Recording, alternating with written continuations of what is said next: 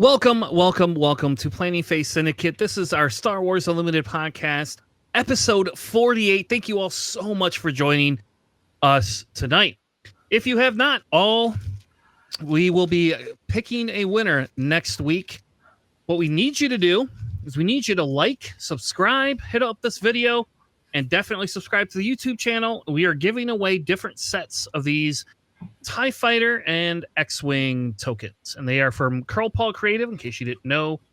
Not a sponsor of the show yet, but they are definitely our kind of like our go-to for what we used to use in X-Wing, and I've just continued to support him as he went into his unlimited endeavor. So with that being said, tonight we are going to be talking a little bit about upgrade removal, whether you should be including in your deck, whether you should be including in your deck, why Alex thinks Tanner is always wrong.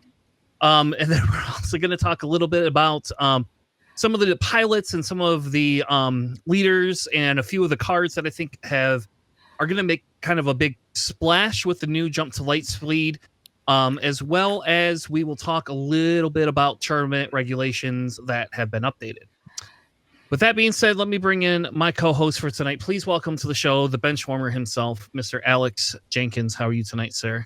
Jenkins. I don't know. It's a new one. New one for you. Yeah. I'm doing okay. Yeah, I didn't really do too much the past couple days. I just I made some decks. Tried to make a Rose deck because I got to showcase Rose, so that's okay at best. But other than that, just trying to figure out what I want to play. Fair enough. Also joining me is JJ. How are you tonight, sir? The world champ of X-Wing. I'm hoping. I'm rocking my championship belt that I won yesterday from my X-Wing tourney at my locals. It's a nice trophy to finally have and inscribe my name on it along the long laurels of champions for that particular store. So yeah, I'm just proud to have won it. Went on a perfect run yesterday, so it's pretty fun. Besides that, I've been trying to conjure up new decks so I could eventually beat Tanner's Vader list, because my goodness, that list is so good. It's strong, man.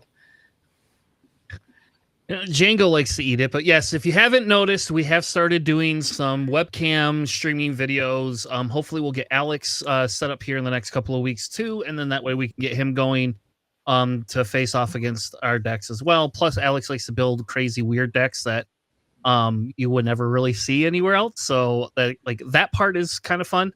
I'm playing just currently Vader and Boba. We did put together a trench deck.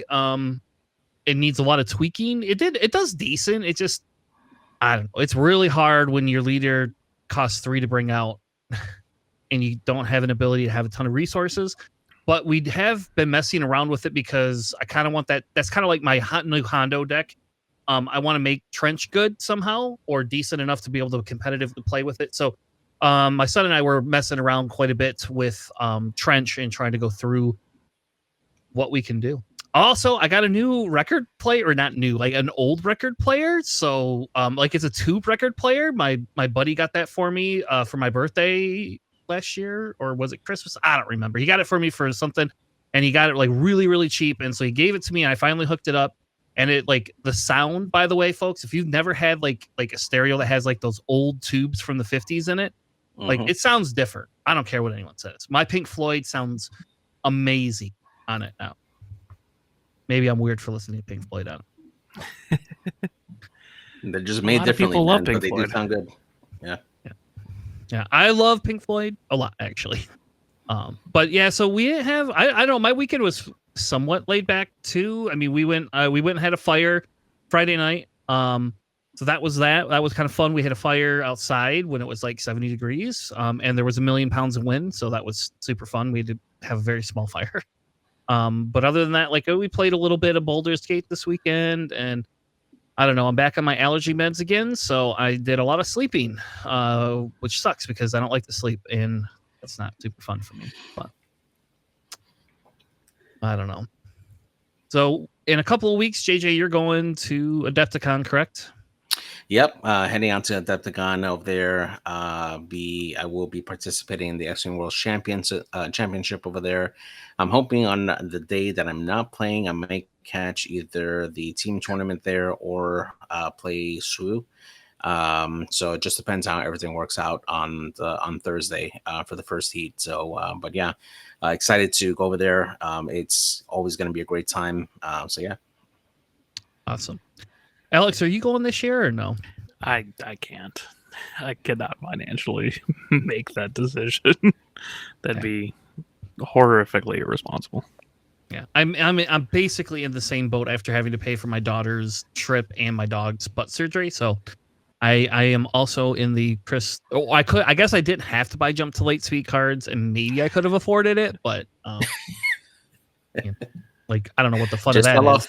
sell off your showcases. That's it. Yeah, easy. Well, if you would like to buy my showcases, JJ, I'll tell you what. If somebody wants to buy like some of my X-wing stuff, I could probably afford to go then. But that has to be pretty soon. I have almost a full collection of everything. So the only ship I don't have, I think, is I don't have that Gazanti that holds the TIE fighters. The epic ship. Okay. I know. I want that one, and I don't have that one, and I don't have that one, and I also don't have any of the Star Fighters, whatever those ones that were out of print are. The Star Wings. Star Wings, yeah. Those are the only ones I don't have. Other than that, I have like at least a copy of every single ship. So anyway, this is not an X-Wing podcast. This is the Star Wars Unlimited podcast. And tonight, the first thing I wanted to cover in our Galactic Gazette was talk a little bit about intentional draws.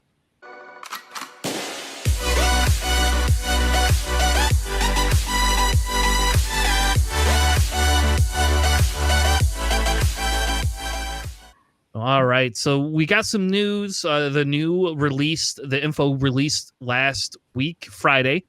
They are officially saying that you can do IDs now, intentional draws, which is crazy, right? Like we didn't have that to begin with. That was like a big no-no in SWU. And all of a sudden, now we have intentional draws. So did either of you hear about that on the stream at all, or? Yeah, I thought that was something really interesting, and mainly because I'm hearing it from a standpoint from X-Wing that was introduced to the game probably like 2 years ago, I would say. And for that particular game, intentional draws were a thing. You had to have a judge present, talk it over. You can't have any discussions about the benefits or the drawbacks to do an intentional draw without having a judge present and stuff, like in order for people not to collude and stuff. Did cause a little bit of controversy, but for SWU, it's I don't know. I mean, it just really depends, right? Because you don't have the same type of scoring as you do in like other games there. So it's kind of interesting how they're introducing intentional draws into the game. So yeah, we should link that Chris Allen videos where he talks about the intentional draws, because those are very well done and explain like why you would do it in what scenarios and all this kind of stuff. So yeah. So do you think that, I mean, so I don't know if Chris Allen plays Star Wars Unlimited, but do you know, yeah. Does he? Do you know if he's been involved at all with the judges circuit? I no, mean, that would be something judging, no. to get into. Yeah.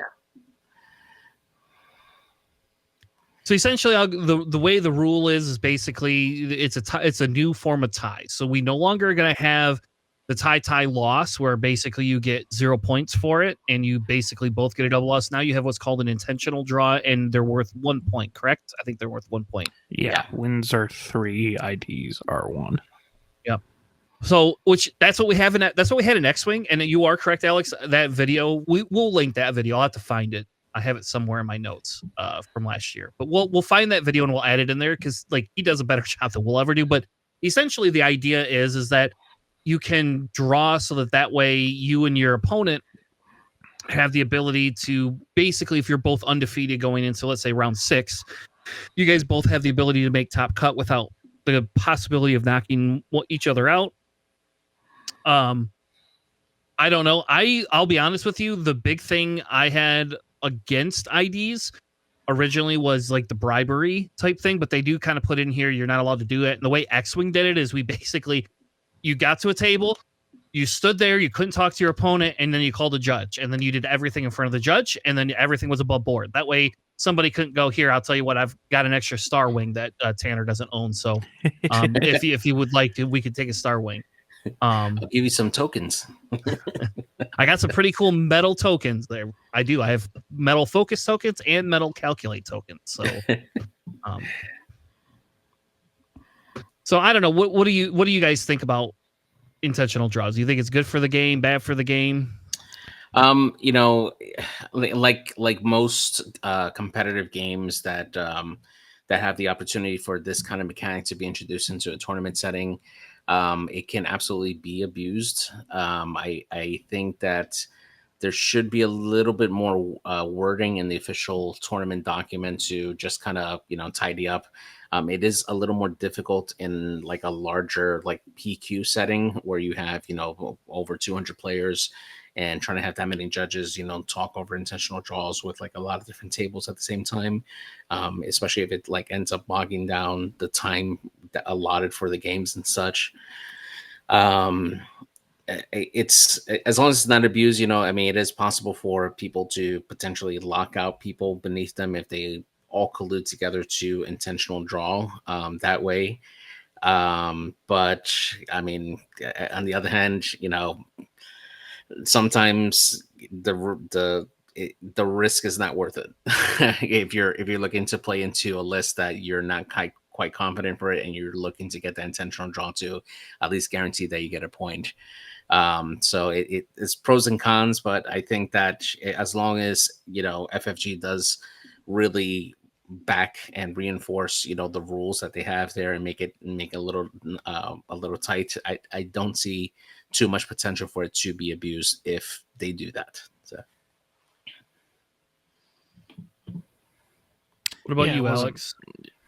I mean, I'll play by whatever rules they set out for tournaments, right? Like it is what it is. The double loss always felt bad, and I'm not sure if like people around you kind of crack down on like, hey, let's not actually like roll off for like the final game, but they were doing that by me, so they're just like, yeah, don't like play the game or double loss. So now it's not, so that, you know, feels better, I guess. Yeah, I mean, it's fine. Like you know, we did it in X-Wing, right? It is what it is. It makes sense for tournament structure and all that. So yeah, I think it takes some of the pressure too off of if you're playing against like a, you know, like a boss deck, a boss blue deck, for example, and you lose your first game, you don't just immediately get up from the table and walk away because you know there's no way you're going to win 2 games in you know the 20 or 30 minutes left. So I like it. I think it's a nice way for people to be able to deal with it. And, you know, again, it would kind of be the same thing as if I lose to a boss player, I'm going to play that second game. And if I win it, then I go, hey, you guys just won ID. And then let's go get, you know, a soda. Great. Yeah. Soda. The soda. Well, what would you go get? I don't know. Like, I mean, most of these places don't serve beer, Alex. So you can't get beer unless they serve it. Fair enough. Do they have a pop? I can't. Do they serve pop? They serve soda, but not pop. So really that was kind of like the big thing that they have. There's some other changes that are in here like that you guys could kind of go through, but like this is the organizers document. It's a very boring document. So the points are earned through their matches, reveals 3, the 1 and 0. So what this means now is your tiebreakers are not going to be as crazy, like, because if you do take the ID, you don't have to worry as much about that loss without those points. Because like I think that was like one of the bigger ones is you don't have match points, you don't have game points. Like there's a lot of things that you miss with that, and that actually lowers your rank. So like this at least gives you the ability to be over that. And I'll tell you, the first Worlds I went to for X-Wing, I ID'd in the last round and made it in to Worlds that day in whatever the pre-Worlds play-in was, and that it was for the same reason, just because the percentages was higher that I'd make it in, and then if I lost, So there's that. I don't know. Is there any other rules in here that you wanted to go over, Alex? I think that was really the main big difference. Yeah, nothing of note like worth like talking about, honestly. You know, it is kind of wild though, is that Michigan generally says pop and not soda. And like Carolina, Virginia, they usually say soda and not pop. Well, I'm originally from Ohio, so Gross. maybe that's why. I was born in Springfield and I grew up in Toledo, and then I moved to Michigan when I was like 15. So I mean, I've lived most of my life in Michigan. Yeah. Soda sounds better than pop. Yeah, it does. I need the 2 syllables or else it doesn't sound good. Yeah. It's better than I had a friend from Georgia that called everything Coke. So we went to like Pizza Hut, and at the time Pizza Hut didn't serve Coca-Cola. It only served Pepsi. And he'd be like, yeah, I'll take a Coke. And they're like, we don't have that. And he's like, no, seriously, I want a Coke. And they're like, well, we don't know what you're talking about. And we don't sell it. I Coke. I wanted a Coke. Yeah, he goes, look, I see you have Coke right on tap. And they're like, we don't. What are you talking about? And he like gets up. He got up and like went right over there, and he points at the Pepsi and goes, see, you have Coke. That's what I want. And they're like, oh, okay. He's one of those people from the South. Yeah. He was Georgia, born and bred, man. Nice guy, but yeah, definitely definitely said things differently. Good tangent. Yeah. All right. Well, let's talk about something else. So the one thing I want to talk about is some of the cards that I think are going to make a splash. And I don't know how long this segment will be. I threw in there some leaders. I think the bigger exciting thing for me is that some of these, there's some newer leader or older leaders that could make a comeback. We don't know yet. I will tell you, I am deck building around at least 2 of those leaders. One of them being Hera. But I think that Hera is the obvious choice, right? Like everybody sees more Spectres. They go, oh, I could build Hera. So what I wanted to do is I want to do a little segment where we talk about what cards are going to make a splash and what ones could make a comeback.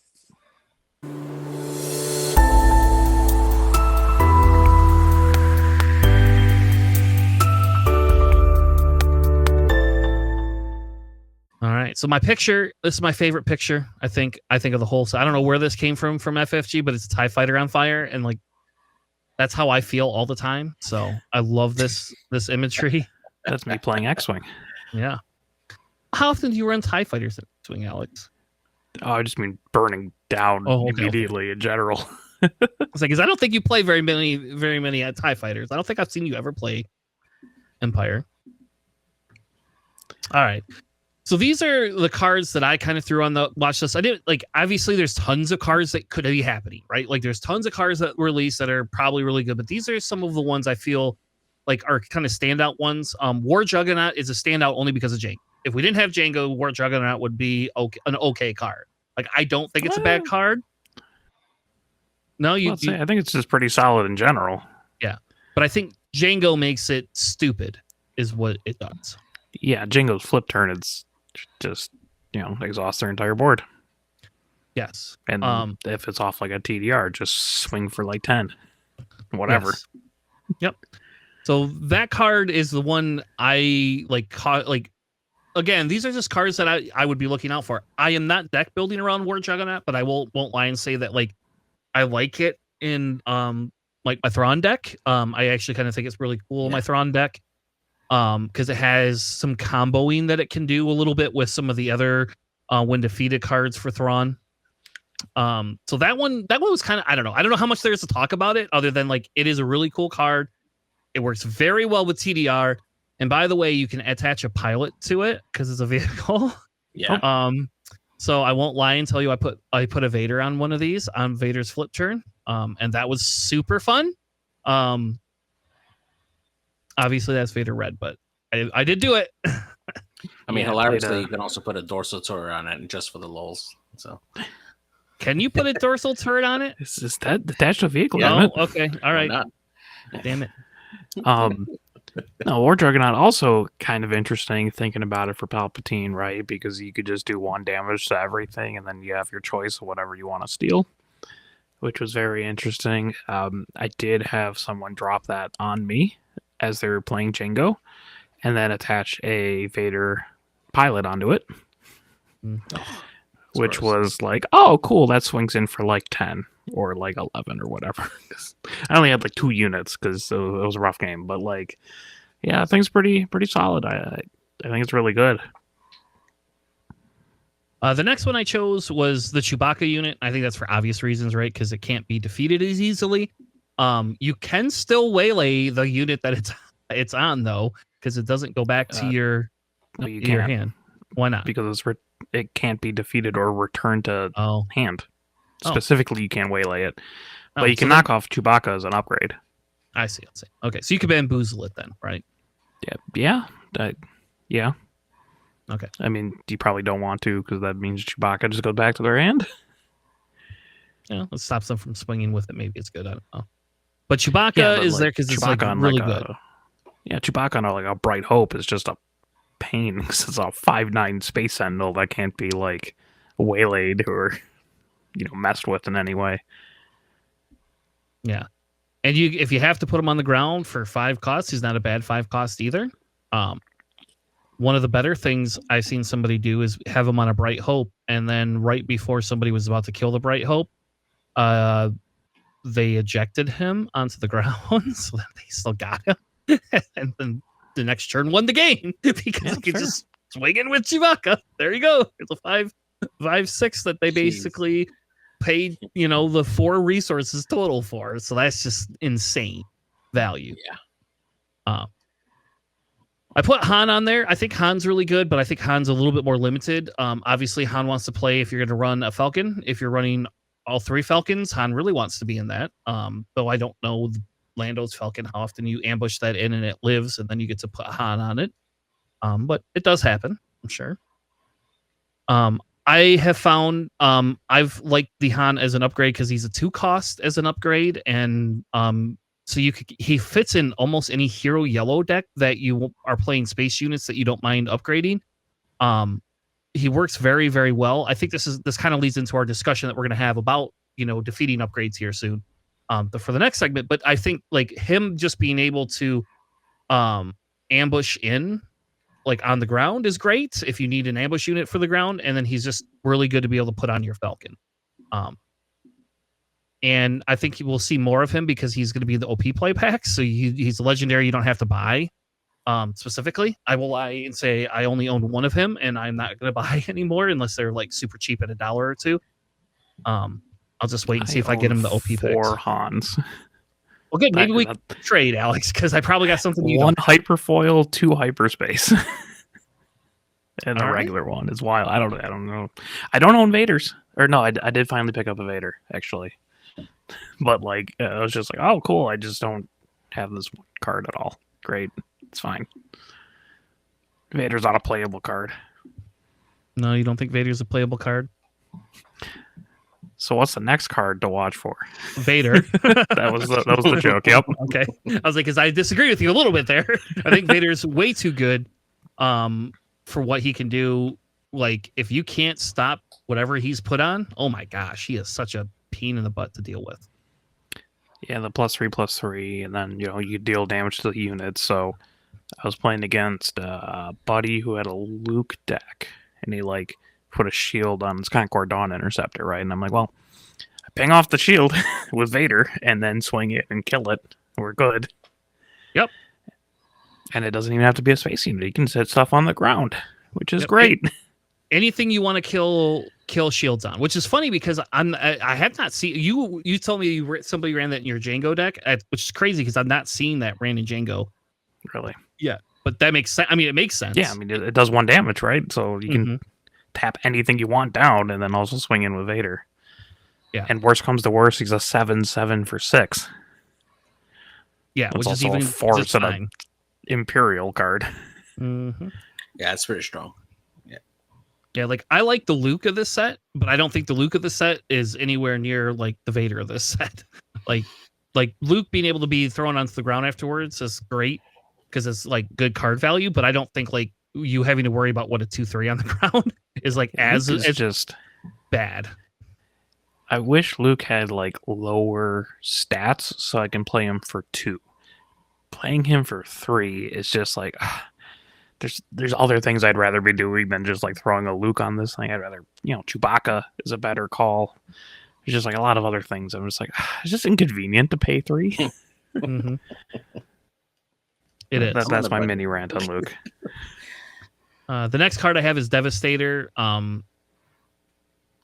don't. It's that stupid TDR that can bring that thing out, and I don't think it's just bad. And like, it's bad. It's like something to watch out for in every single TDR deck that exists. Is like this card is just I don't know. I just swing for 13. Yeah, like I do not understand like why TDR was still allowed in the set. Like with certain cards, like especially like this card. Like I mean, I will say like I have a Boba one and not. If you don't hit it, like it sucks pulling that card unless you're going to hit it on TDR. But I'll tell you what, when you hit it on TDR and you just kind of go, well, I'm doing, 4 direct damage and then I'm going to do an indirect to you because of Boba. And then I'm going to put my Boba on it and kill 4 more, put 4 more damage in. And then I'm going to swing for, I don't know, what is it? 9 and 4 is 13. 13. I mean, I've literally just like 50% of your base with 1 unit.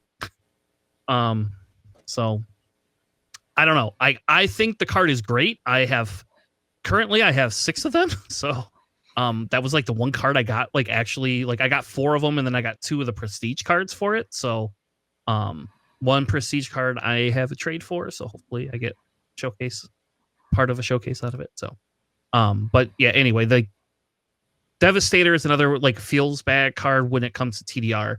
I will tell you though, like I don't know, Alex, have you thought about putting that in Pulp deck? It kind of fits into the Pulp deck as well. It does, but like I'd rather actually play Palpatine unit and the reinforcement walkers. I think have a little bit more value than the Devastators.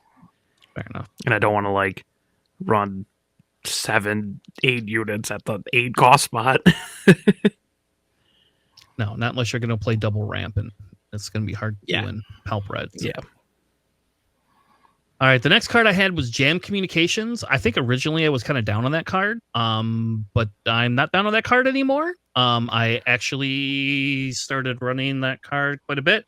And shout out to one of my locals who argued with me for about 20 minutes on Wednesday about this card. And then I went back home this weekend and I play games over the weekend sometimes. And this card, for 1 cost, is criminal. And I think if you're going to be running a hero yellow deck, this card becomes an auto include, or at least a sideboard card if you're playing against any, because like TDR, you just strip TDR in a second. Like it's like, see ya. Sucks to be you guys. And I don't know, and Alex. It's in hero yellow with all the other things like Spark of the Rebellion, and typically you'd play it in a red deck as well. So like you get that plus like Force Throw and Pillage and all the hand destruction you want. Yeah. Actually, in Quinlan Tarkentown is really, really, really good with this. Like, you could play this in like that Turncoat Bounty Hunter, right? Or not Turncoat Bounty Hunter. It's whatever the Turncoat. Yeah, there you go. Cartel Turncoat. It's a Bounty Hunter card. Crazy. That's what it looks like. But anyway, you could play both those in one turn. So you can strip their hand, and then you can play that card. And it like if they have another unit that does 1 damage, you just get to do a free damage to it and then Tarkentown it. Like I don't know. Like that card is actually really, really, really, really good. For what it does. Yeah. Agreed. Yep. Right. I think it's underrated. I don't think it's like broken. Like insane. Like you still probably would rather have Spark of the Rebellion, right? If they don't have a particular event or like, it can miss. It's not like, auto include, but it's just really solid. Yeah. The next one was Covering the Wing. This was another card somebody pointed out to me that technically you create an X-Wing token for 2 costs, but you give a shield to a unit. So like on turn 2, this is a great play for any deck that has the ability to do this. I never thought about that as well. Because think about it, you could play this in Villain Blue. And you can play this with your Pike Sentinels. So for example, I tested it in Kira the other day, and you could put the Hybron Enforcer down, turn 1, spend your resource, put a shield on it, and then you could technically go ahead and throw a secondary shield, and you get an X-wing token the next turn with this. Like, I don't know. Like, Actually, I've actually put this in my Gar Saxon deck on the updated one that I'm including with all the new cards for this set, and it counts as an upgrade on turn 2 on any unit that you've deployed on there, and you're now giving it a shield and +1 attack, and it's really good, and you get another unit on top of that. So yeah, really great. Yeah, it's fine. I just feel like if I'm running like blue control, like traditionalist, like I would kind of cut that card. It'd be like one of the first cards I would cut from a deck if I'm like trying to trim down. But it's not bad. It's very useful in limited. It was really, really good in limited, but we'll see. I mean, like it's solid. It's just not. It is a card that I would end up cutting if I needed to trim things, unless I need it for a very specific purpose, like a Gar Saxon deck. Yeah. The other one was no glory, only results. I don't know. I just like this better than Vanquish. Yeah. So, I know it's villain only, so sorry to heroes. But I don't know. Like, my Thrawn really loves this, especially if you have a win defeated ability. So, though I do have a question. What would happen if you took control of one of their bounty ships and then defeated it? Would they get to collect that bounty? Yes. It's hilarious. I've never thought about that before. Not that I don't know why you would do that, but that's hilarious. You should, that's going to come up in the tournament. Somebody. But it does work for things like, they have Chewbacca pilot on their ship. Chewbacca pilot is enemy cards. I'm the one killing it. So when you take control of it, you kill whatever, like the ship that Chewbacca's on. Or like a TIE Phantom, same thing, right? Enemy card abilities is technically your own card ability because now you control it. Yes. So it's really weird we only got this in villain, but I think that like for 5 costs, it's really good. Like if you're going to run a blue villain deck, like I would never run Vanquish. I would just run this. I actually, like if you had to cut between this and Takedown, I think I would take this over Takedown at this point. Yeah, I agree. Yep. Yeah. The last one I had on there was Dorsal Turret because I haven't seen anybody talking about this card, but I played this card the other day and it's stupid. And I don't understand why. So I guess as long as you're not attacking a base, right? You can defeat whatever unit it is. Your unit has to survive it. But yeah, I mean it's just usually for kamikaze kind of thing, right? Like, I mean, I guess you could put it on something that's just got like a ton of health and low attack power, maybe like a TIE fighter. No, that's not high health. That's the problem. I put it on my TIE fighter and kill the it's just a kamikaze. Yeah. I get it. It's just it's okay. I just wouldn't want to kamikaze my ships. So I found it as a sideboard card for my Vader yellow deck. I was not playing this before, and now I have that in there as a sideboard card because I could just add this to a TIE fighter.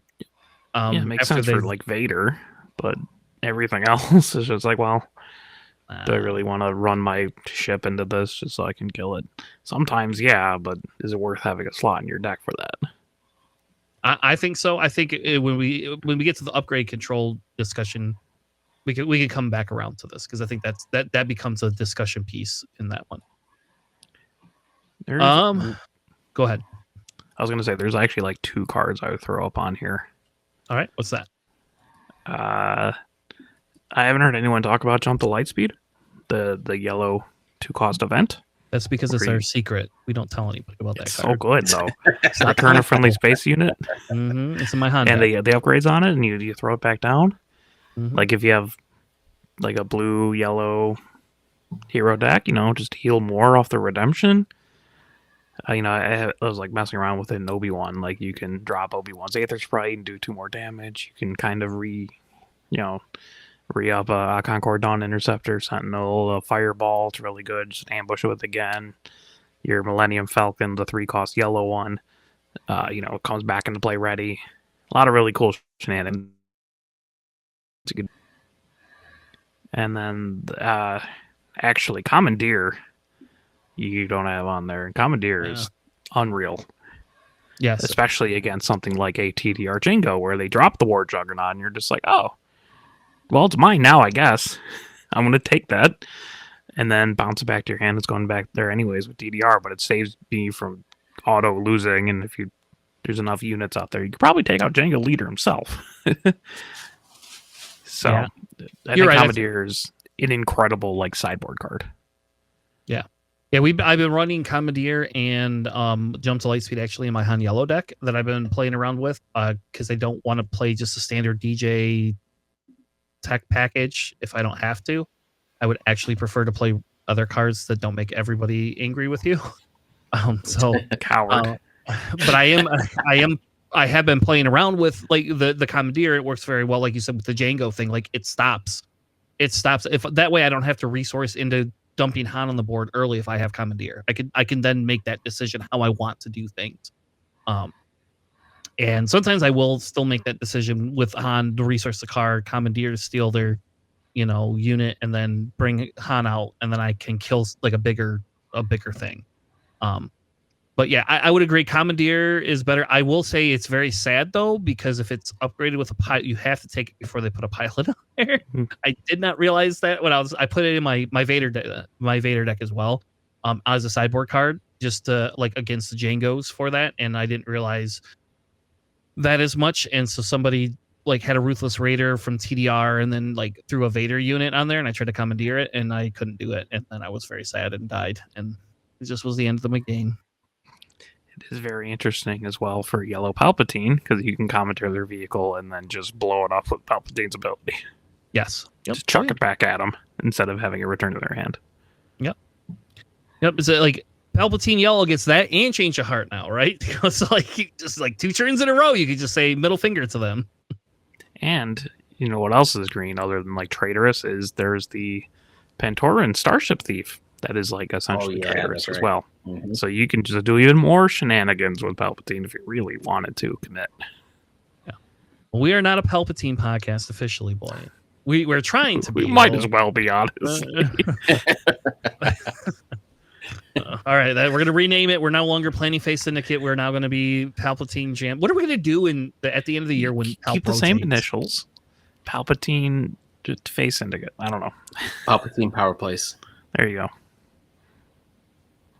You're killing. Anyways. All right, so these are some of the other cards. I'm sure there's more. But these are some of the cards I feel I would like want to start looking at. Like I think Kia Mundi was good last set, right? Like I actually genuinely thought he was a good card last set. But I think like in this set, with the fact that you're gonna have more units and they're gonna have more units on the board, I think he kind of like he hits more. I've seen where people are playing more than one card in a turn quite a bit. Where that wasn't as much the case last set. I mean, it did happen, yes. Especially once you got in later. But for example, in Han Blue, I can cheat this guy out, on turn 3, right? And then, sometimes I even get a card on turn 3 out of it. And then it's just like, sorry, like, thank you for the card, I don't know about you, but I feel there's some play here. And then he is a force unit, right? So like now we have a force unit that can do different shenanigans. And he's a Republic, so if you are the one person that's playing Holdo, you can buff it and stuff. The next one was Lux. I don't know how to say his last name, so I'm just going to call him thing. I originally hated this card. Then I got super excited, and then when I found out the interaction I wanted for it didn't work, I got less excited. But then I started testing him a little bit more, and I still think that he's going to be pretty decent. He's still a 3/2 body for 2 costs, right? So like, you at least have a 3/2 for 2. What interaction were you asking for him? Oh, originally it was something to do with I knew he worked with exploit, but I didn't know if he worked if you discounted like with TDR or something like that. He does. Oh, he does? So I was told he did not. Okay, well, who said that? No, they played a card for less than this cost. Oh, okay. Well, then he does work. It's even better then. But it also works for pilots with different costs. Yes. Well, that's why I was more considering him because of that. Because people are playing like the Mando pilot upgrade, right? And that thing is what 3 cost compared to the 5, and all sorts Yeah, of stuff. he's a 2 instead of like the 5. Yeah, but like Hera is a 2, but it also pilots for 2, so it doesn't quite work that way. But there's a lot of pilots that can go up or down with their cost, like Chewbacca and all that Yep. stuff. So It's all right. Well, he's better than I always used him against TDR decks. Okay, I was told he didn't work, so like now I'm happy that he does work. I don't know. Your opponent played a card that cost less than it did. It also triggers like 3 times if they play 3 units off U-wing. Oh, does it? Just ready 3 resources. Or well, 3 units, not resources. Sorry. Yeah. But yeah, I always use it. I had it in my Moff Gideon deck actually last set because he is a 2-cost card that I can swing up until 4. But also there happens to be a lot of TDR at the time, so it was just like, oh, they brought out TDR and it wasn't a raider, so they didn't immediately kill it. And I'm just like, cool, I'm just gonna exhaust whatever you played. Whatever. So yeah. So I don't know. Like even though he's a ground unit, for 2 costs, I think that's pretty good. There's enough things that are coming out cheaper. In a better spot. I guess if there's a ton of pilots, he'll probably see more play. Mm-hmm. The other one I had was Kraken. I don't think Kraken is like super great, but like the fact that you are able to use any token unit for this makes him a little bit better than before. I'm not saying we should start to include him, but he is on my testing side. To test with a couple of different, like I'm working on a Dooku deck because I would like Dooku to be good. Not that Dooku's good, but I would like Dooku to be good. I have a spicy Dooku deck I'll send you. All right, well that's good because I'm working on a Dooku deck and so that's part of it, But the fact that like Vader has the ability to spawn stuff, there's more token deployment, and I think there's more of a place for him. I think he'll be better next set personally because there'll be there's probably going to be more token units that we're going to get based on what we've seen. So I liked him. I think he's okay. But whatever. I think he's pretty solid and I wouldn't say pretty solid. I think he's worth considering in like a Vader deck if you're really trying to go for those tokens. Yeah. Yep. Yeah. And I've been, like I said, I've been trying to do something with him with it, but let's see. I also have Grenade Strike in here, which I used to run in my Django deck, and then I dumped it last set, and now I think this Grenade Strike is actually a little bit better because we have a lot more lower cost stuff, and people are putting out sometimes 2 units a turn, and being able to just ping into it turn 1 without having to play a unit is pretty good. It would be better if it was a little bit more damage than that. Or if I wasn't restricted to the same arena, but most of the time, if people are playing pilot or playing something in space, they're doing it. I found that this card has become a little bit more valuable if I want turn 1 plays. I mean, obviously in Boba, it's fine, right? But I have found that this becomes a little bit better if people are trying to go wide a little bit more on turn 1 than they were before. So, because most of the time you don't get 2 turn 1 plays that have a lot of help. Very, very rarely. Sometimes you. Or if they make a token unit like their Vader, you can just blow off the TIE Fighter. You could do that too. Yep. Yeah, chuck that thing up into space. Yeah. We put a rocket and we stuck it to a battle droid and then had them hold a grenade, launch that. That's what we did. Basically. And that's why when it hits the one, it blows up for 2 damage and then the head pops off and it hits the other one for 1. All right, Jesus Christ. Okay, let's keep moving. Mon Mothma.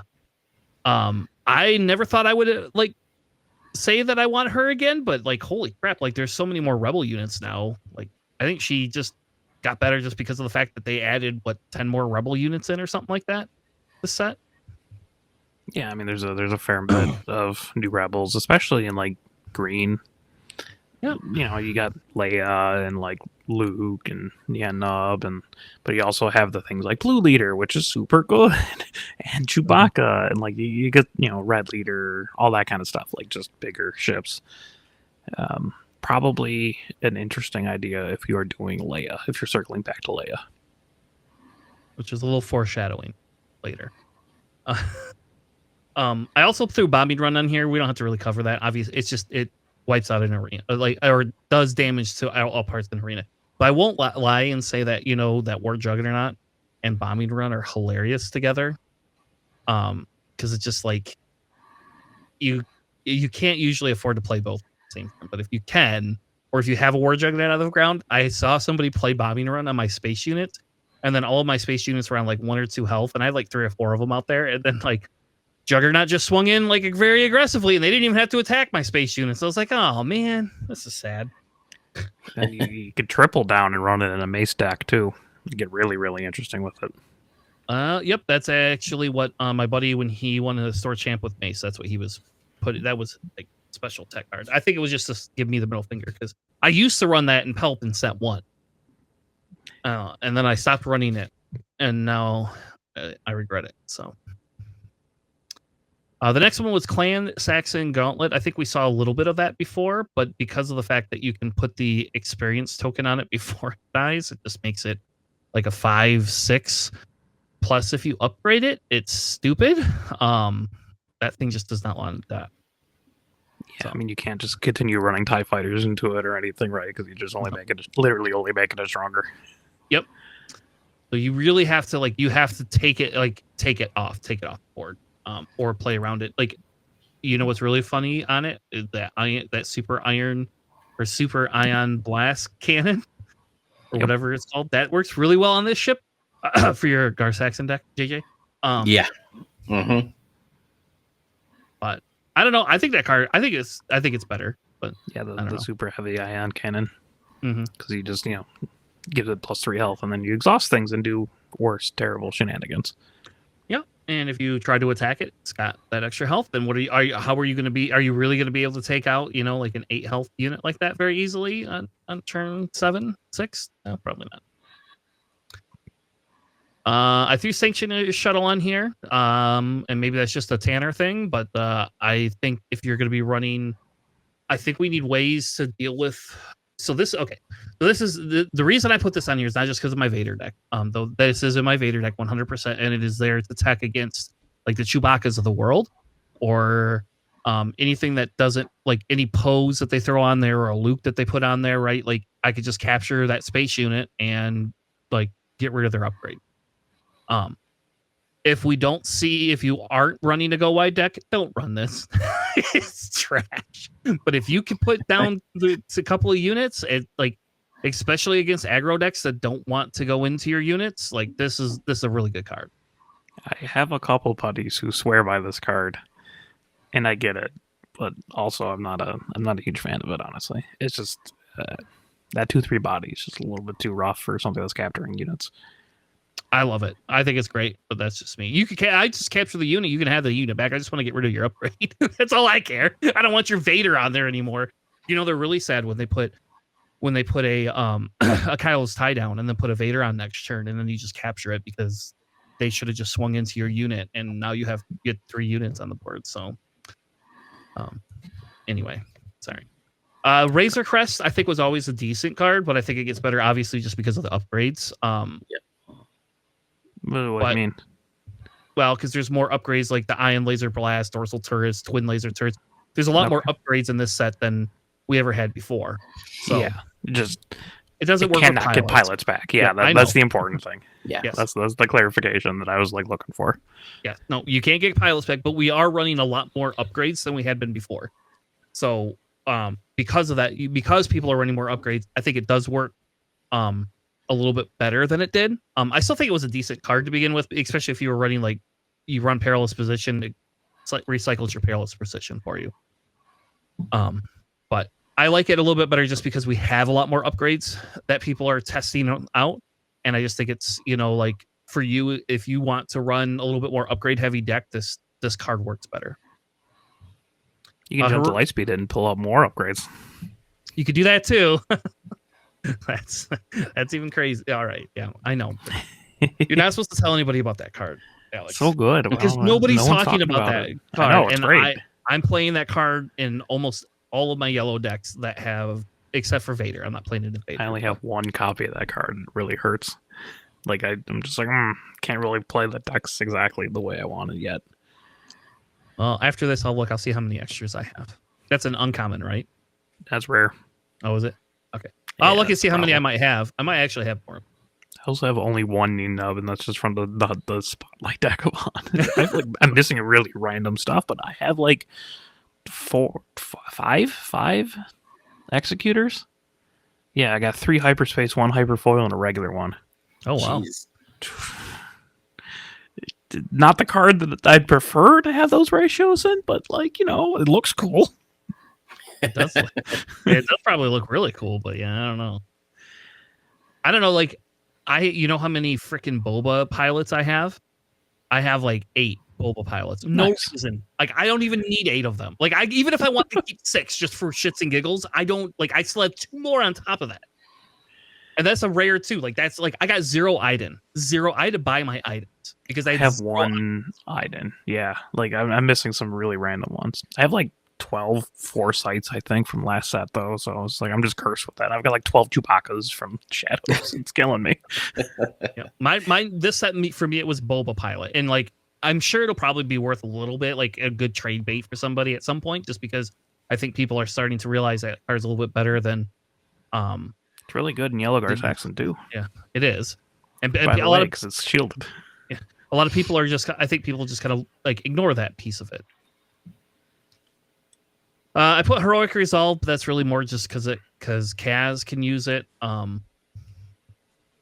the ability to overwhelm has become a little bit more important. I have used. Go ahead. What do you mean Kaz can use it? I think you have the wrong heroic one. Oh, maybe I do. You want heroic sacrifice? Yeah, yep. Yeah, because that gives them the ability that when they do combat damage, they die. Yep, I left the wrong one in here. That's what I get for doing this. For some reason. All right. It gives them an ability, yeah. Heroic Sacrifice is the one you want. That thing's bonkers in a Kaz deck. Yeah. But that's a card that really hadn't been run a ton. We've been running it periodically, and now all of a sudden, like now I think I would run that. If I'm going to run a Kaz Red, I'm running that card. So. Yeah, it's literally just a +2 for 1 and a draw card for no downside. I put Strafing Gunship on here. We hadn't been running a lot of that. I don't think it's really good, but if you are going to run an all space deck, it's something I would consider. I have this. I had not originally had this, but people have been running Swoop Down as kind of like a counter to it, and I think Swoop Down's okay as a spell card, but I like the body that I get out of this a little bit better, I think, than Swoop Down personally. Swoop Down gives you Saboteur. You don't even have to attack a ground unit. You know how many times people just played Swoop Down to bypass my Space Sentinel? Probably all the time. I don't know. It was very frustrating. It's really good. But Strafing Gunship's not bad. Yeah. I think it has become a little bit better because now now that we're not running all the ground units we used to be. Like before, you just had ground units. You didn't need this shit. Like why this ship came out in set 1 is beyond me because I didn't care about it in set 1. I care about it now though. Someone FFG, like me, is a huge Kima Gila fan and wanted a Kima Gila picture in the game. That's probably what I'm going to go with. What's that guy's name? JJ, with the really deep voice from FFG, or he used to work. He doesn't work there anymore, but he was on. He did X-Wing, Destiny. What was his name? He did really deep. No, I don't know. The only other person I can think of is Max Brooks from FFG. Never mind. Anyway, so there's a guy there that like I bet you he was a Keenan Gilla fan, Alex. I have the Academy Defense Walker on there because you can use it to give out tokens to damaged units, which now that we have indirect damage, I don't have to damage my base. I could damage individual units and play this. Obviously, it's a very niche type thing, but if I actually have put this in my Thrawn deck recently because it works very well, and I could put an Iden on it. And I didn't know it's also a vehicle, which is pretty cool. I didn't think about that until I put Iden on there. Like I did it, and I was like, "Oh my god, I could put Iden on here!" Like, that's pretty good. And then it's shielded. It's a shielded Sentinel. All right, sold. But if you know what you're doing and you're playing around with it, and you can do the maths correctly, this can give a bunch of experience tokens out. Which is a casual shielded 8/8 Sentinel. Yeah. Well, that too. That's really good too. Evacuate was the last one. We never really seemed to deal with it, but like I like Evacuate a little bit more this set.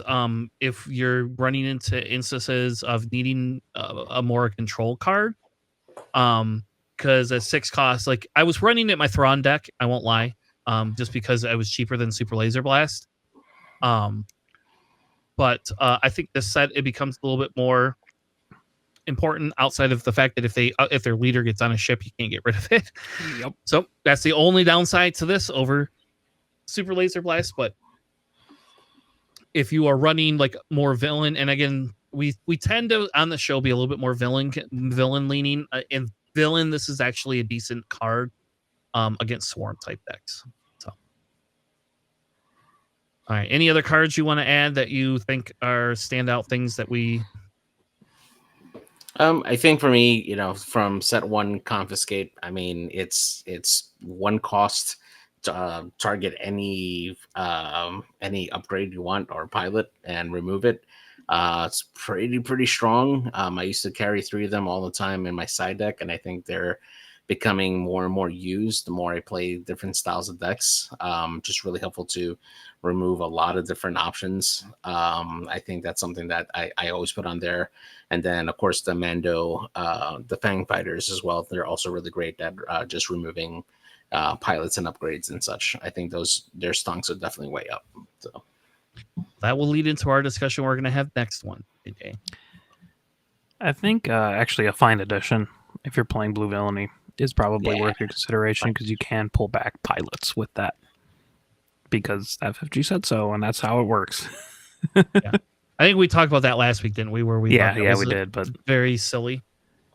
Yeah. I mean, it works that way because they want it to work that way, I guess. So, like, if you're running Blue Villainy, you pull out your pilots as well as like your bounties or whatever, or your opponent's pilots. Why not? You just pay the cost. You're not paying the aspect penalty. Yep. All right. So the last thing I have, and then we can kind of move on, was leaders that I think could make a comeback. I think Mando, surprisingly enough, I've found some decent success with Mando that I did not think I was going to have because I could never get Mando to work ever. I don't know why I couldn't get Mando to work. Maybe I'll need to run a bunch of upgrades, and now you don't have to. Those upgrades have bodies. Yes. So I like this Mando a lot more, and I think that if you have a Mando showcase, you should not sell it right now. You should keep it and play it. You should play it because I think what this color is good. Mando were you looking at? I've been playing Mando yellow right now. That's personally what I've been playing. I think there's ability to play it in other colors, but yellow is the one I focused on.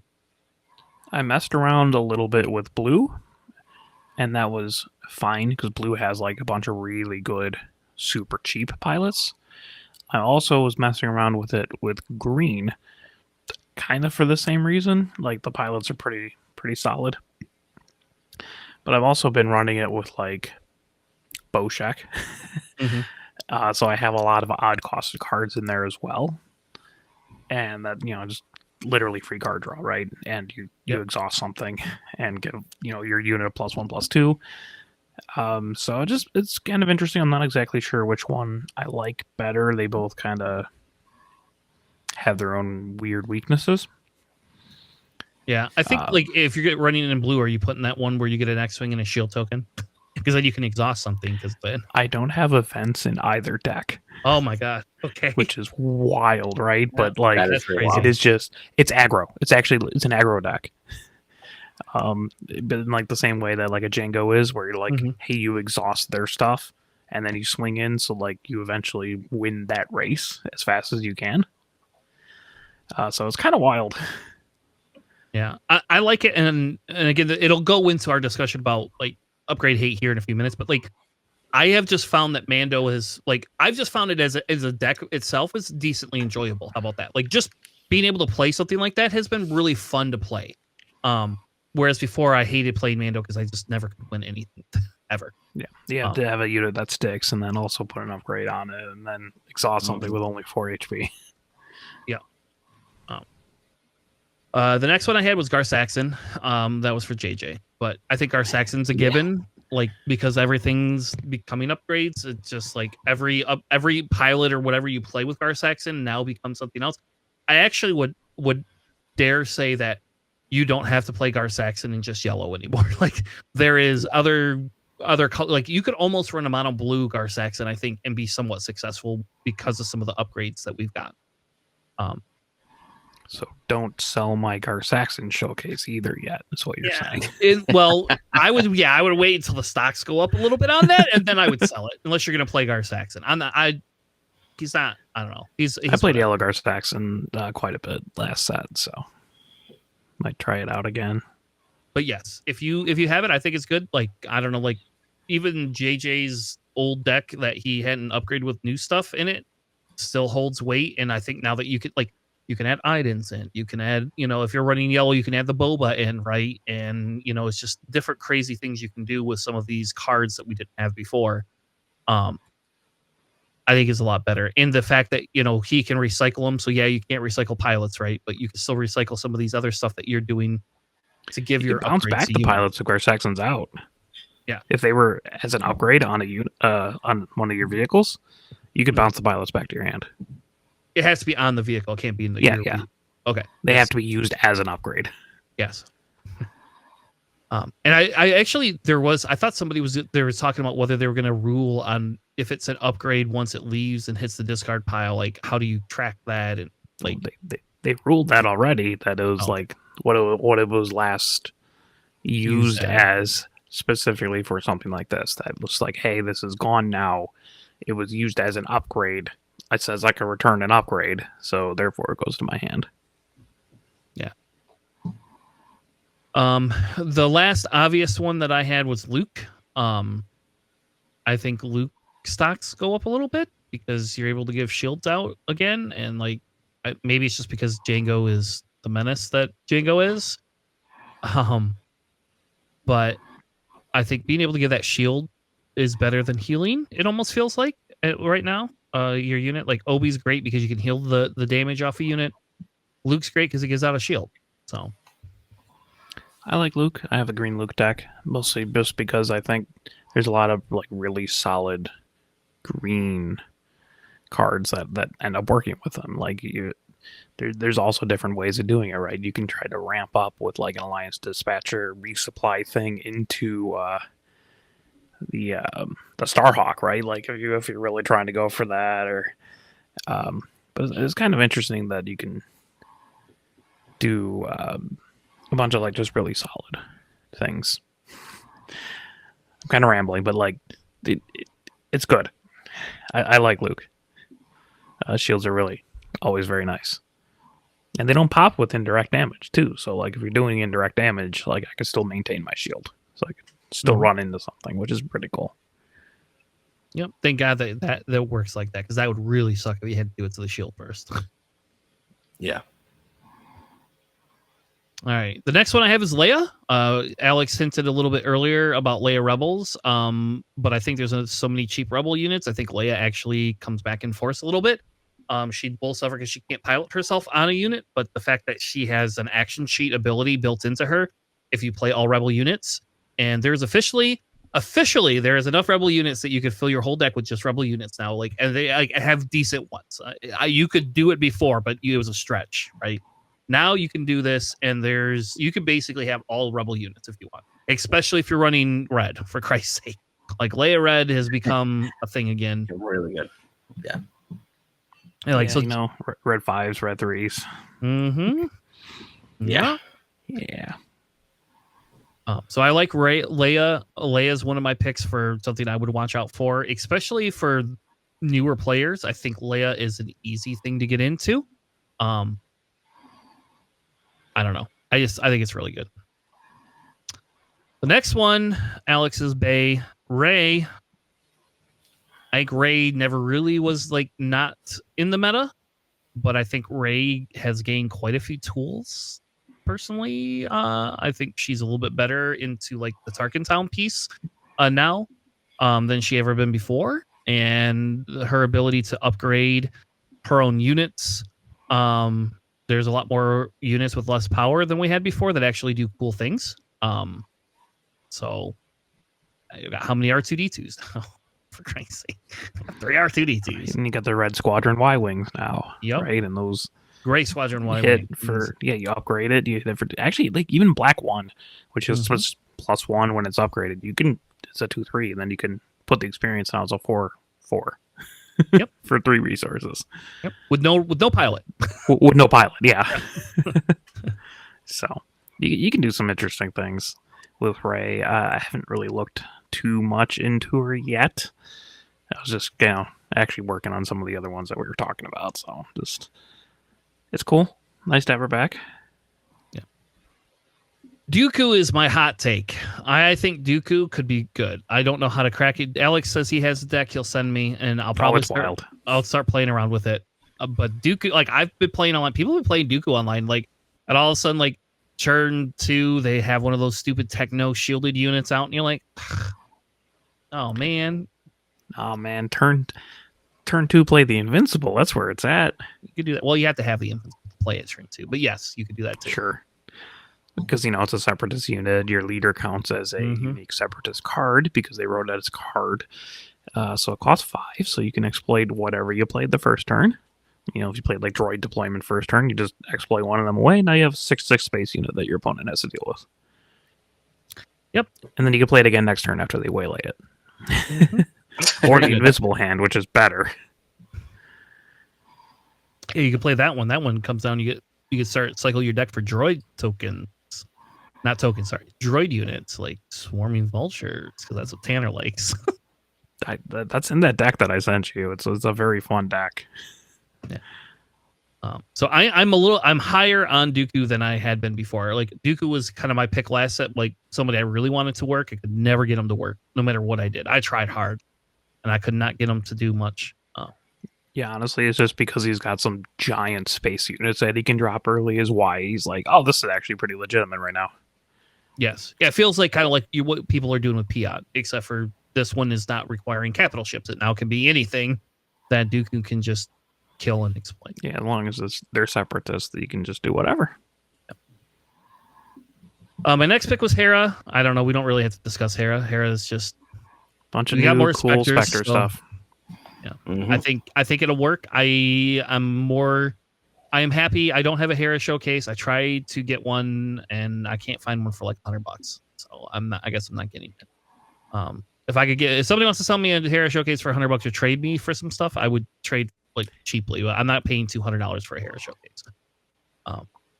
But I like Hera more than I thought I would. But yeah, we can just keep moving on. Hunter is the next one I had on there, and I say that because there's so many more hero unique units than we had before, like Falcons and Echoes and Ularans and R2D2s. When are we getting a new C3PO is what I want to know. Like, when's my next C3PO coming? I want that red armed C3PO. I want the red armed C3PO, and I want the skinless C3PO. Yeah, Resistance and Republic. That's what it is. So in Destiny, we had an upgrade that was the C3PO red arm. That was like an upgrade that you played with Chopper. Because Chopper used to recycle like upgrades and stuff like that. That's what he did in Destiny. He was like, you could play something, use it, get rid of it, play it again out of your resource pile, ready. Like, it was just stupid. There's so much action cheating. But I feel Hunter might actually have a place. I'm not sold on that one yet, but that's a leader I'm looking to revisit personally. So we'll see. The last one I had was Grand Inquisitor, because at this point, if Grand Inquisitor is not good this set, we can just scrap them. Like everything, FFG has told us they made cards for Grand Inquisitor, and nobody's playing Grand Inquisitor and making it work. Nobody. Whoa. My local Chris is, and that's about it. Okay. Has he taken it and won a PQ with it? No. Has he topped at a PQ with it? He got top 12, or he might have been 13th at the PQ we were at in Lansing. All right. Well, good on him. With Jeddah City too. Tell him it's time to make a top dog, because like I want Grand Inquisitor to be good, but I do think that we did get some more higher health units, so it does work with Grand Inquisitor a little bit more than it had before. So, but he's my ultimate. I wish this was good, because they've told us for a year this is good and it's not. All right. Any other leaders that tickle your fancy from the first 3 sets? Honestly, yeah, actually. The red Han Solo from Shadows, Han 2. I think he's got some cool stuff that he can do, especially if he does something like Podamarin, right, where you can drop him out early. He takes the 2 damage, he makes the X-Wing token, and then you shove him the X-Wing token. You just played him for 1 cheaper because the damage doesn't matter. So there's a couple like random cool stuff like that. Maybe like you can cheat out like an L3 early, right? Then swing in and then pop that into a pilot. There's some cool newer stuff that he got, and I have to mention Hero Boba. I've played him enough. The piloting is a key word. We got a bunch more ambush stuff, and ambushing for 1 higher is always really good. Yeah. So, yeah, like Fireball, first turn Fireball, swing for 4, right? Like wild, you'll kill everything. So just look out for some more keyworded stuff. We got a little bit more ambush, a little bit more restore. Possibly thinking Blue Admiral Yularen, where all your vehicles get a certain keyword that all works with him, right? So might be kind of interesting. Working on it. All right. Well, I think that'll wrap up that segment where we just talked about things. I don't know. Those are things I feel could kind of make a comeback. I don't know. Maybe not. We'll see. They're definitely better than they were before. Yeah. Whether they'll rise to the occasion or not is yet to be seen. All right. That being said, let's jump into our last segment for tonight. Should you be running upgrade hate?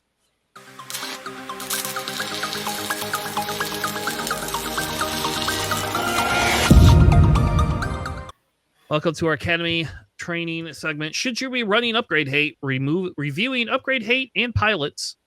I don't know. Should you be running upgrade hate? We'll see. So what I want to do, I have some slides I threw together. This is going to be more of a discussion, I think, than like the last segment we kind of did. And I actually want to talk through some of these things. So I tried to make the slides a little bit lighter, more questiony, that type of stuff. So before we get into it, JJ, you could go first. What I want to do is everybody could give their take on like upgrade hate. Should you be running a bunch of upgrade hate, and what would be your reason for doing so or not doing so? Sure. So I'll go first. So it depends, right? Because there are different levels of different cards that allow you to take upgrades that don't require particular that's not like a doesn't take like a whole lot of like resources or like special conditions in order for you to be able to play it right without like messing up your board state, right? When you take a stuff look at confiscate, just the sheer cheap cost of it. I mean, 1 cost being able to remove basically any pilot. You can affect a leader if you want to on it. It is just super strong. Similarly, the disabling fang fighter is something that happens when you play it. It's a bonus, right? You're playing a space unit that can deal 3 damage, and on top of that, you're removing an upgrade.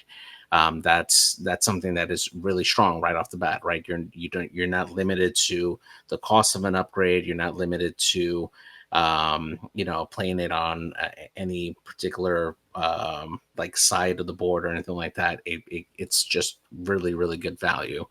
When you take a look at Ketsu Onyu, for instance, on this particular list that we have, she's a great saboteur, right? She's a low cost unit, 2 costs, red and heroic aspect, but her value comes in when she deals damage to a base, right? You have to be able to play her and then get a turn in where you're actually able to have her go through a base. And she does have Saboteur, which does make it easier for her to attack a base. But you have that extra step that you have to go through. And then on top of that, you're only taking out an upgrade that costs 2 or less.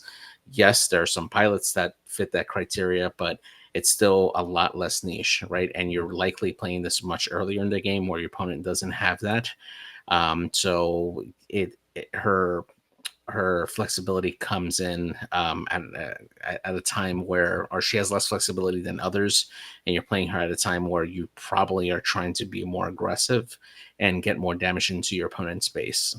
So it just really depends, right? If your sole focus is to win the game by destroying your opponent's base, then having cards that doesn't require you to have that extra step in order for you to get full advantage of it, um, probably not going to be the way to go. All right. If you're more worried about having to deal with upgrade heavy decks, having these in a sideboard that you can put in later on is probably the way to go. But with all these great cards that we have with the new sets, you're now competing for potential cards that you can sub in. And there are a lot of great cards at these costs that are fighting for space on your sideboard if you need it. So. All right, Alex, what is your thoughts? I mean, it I guess it really depends on like the how many pilots, like how many like pilot based decks are out there, right? If there's very little pilot based decks, then you really don't need the main deck any like upgrade removal. Conversely, if everyone's running pilot decks, then yeah, you should definitely be running a lot of upgrade hate.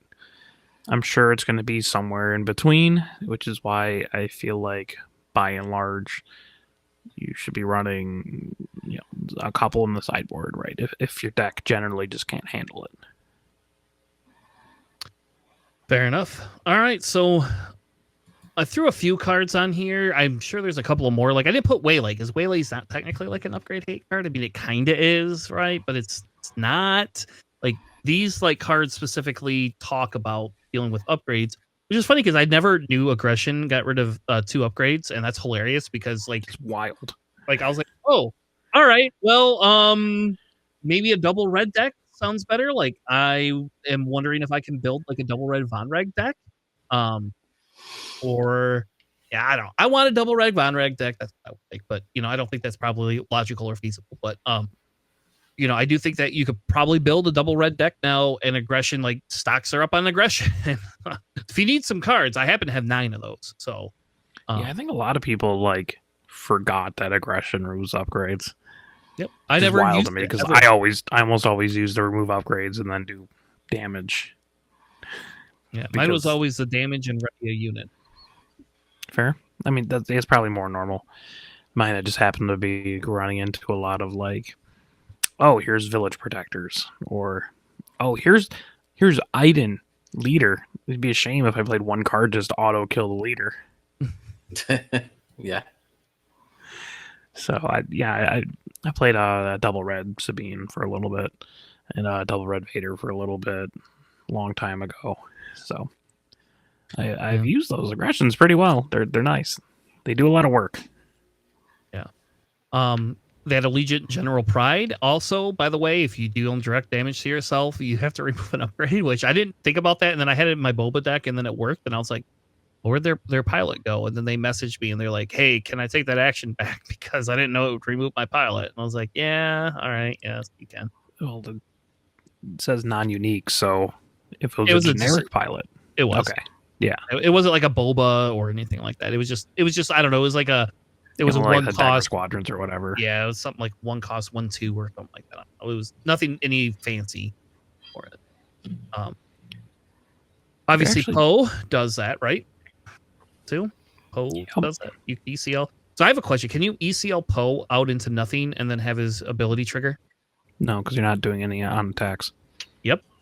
Isn't that nice? That's so nice it works that way. I'm so glad that somebody clarified that, because like somebody asked me that and I was like, well, I don't know. I don't think you can. Well, yeah, because people think that you're attacking and you could just choose nothing, and then because you're e-selling it out, they think that you can get it, but you can't, and it doesn't work like that. It's nice that it doesn't work like that, because that would be stupid. In Destiny, it worked like that, Alex, to some extent. There was like ways you could do weird. Yeah, there was ways you could do weird things like that. You could trigger different weird interactions in that way. The Destiny was broken, man. Like, okay.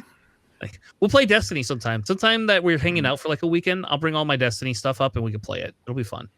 I'll build you a bullshit scum deck. There you go. You're actually missing kind of a newer card. I know you're like, there's other cards out there, but Frisk, the 2 cost red hero, when you play him as an upgrade, you can defeat another upgrade that costs 2 or less. Yep, I forgot him. And tragically, Oh, also, you that's forgot the one. Hondo. I did forget Hondo, but The irony. because I didn't even know what Hondo did. I never even read Hondo's cards. So. My buddy pulled a Hondo out of a box. He pulled a playset of Hondo out of one box. That's great. I think I mentioned that, but like, yeah, People were getting them in those carbonite boxes, and I felt really bad for them because like I bought a playset of them for like $4 the other day. I don't think he's atrocious. I think he had to be very, very specific style of deck.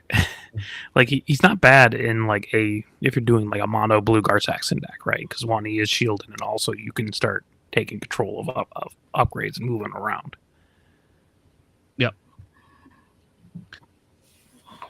So anyway, these are kind of the cards. Like it doesn't answer the question. Those are just what it is. So kind of this is kind of what I propose is the cost of the card worth the removal of the upgrade, or is it better to trade units? That is really, in my opinion, like the core piece of this. Like if you're an aggro deck, are you better off trading, or are you better off spending the resources to kill an upgrade? For a card to remove an upgrade, what is the chance that they will play the same one again? Right. So if you remove, let's say, an Iden, what's the chances they're going to put another Iden on? Or I guess it doesn't even have to be the same card, but what is the chance that if you remove it, like let's say you play Constipate, if you play Confiscate and you kill their leader on there, and then, or not their leader, their I don't know, whatever pilot upgrade they have on there, and then they play another pilot upgrade that does almost the same thing with the same stats, like are you out like A, in action, and B, another churn? Like how does that work together? Another question I think that we should really be answering is, what is the probability of hitting the upgrade removal in your deck? I'll answer that in the next slide. But what is the probability that you're gonna actually hit that? Like how many cards do you have to put in there to remove upgrades, and how often are you gonna be picking them up?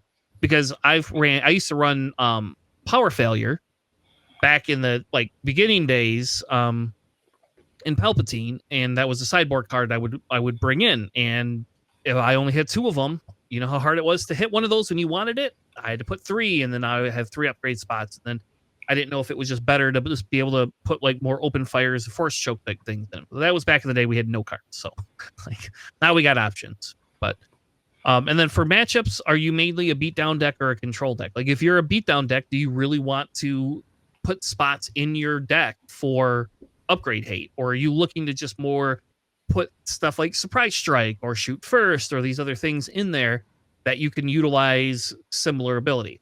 And again, for example, Shoot First on a Falcon is a 4 damage thing. You can kill the other Falcon and you still live.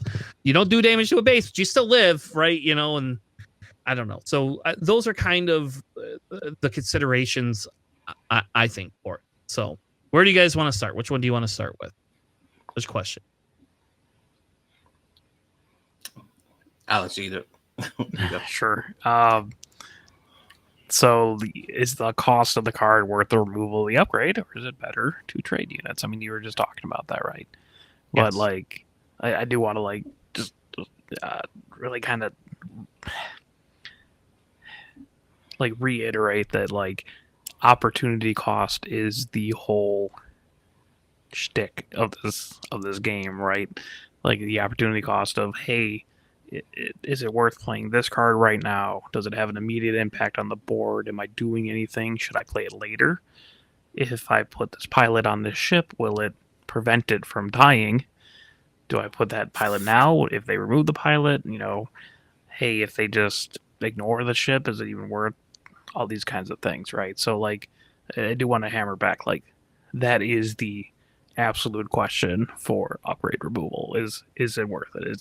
I mean, that's deck building in this game, and it just the opportunity cost. So we'll go through some more maths about that, like you said, later on.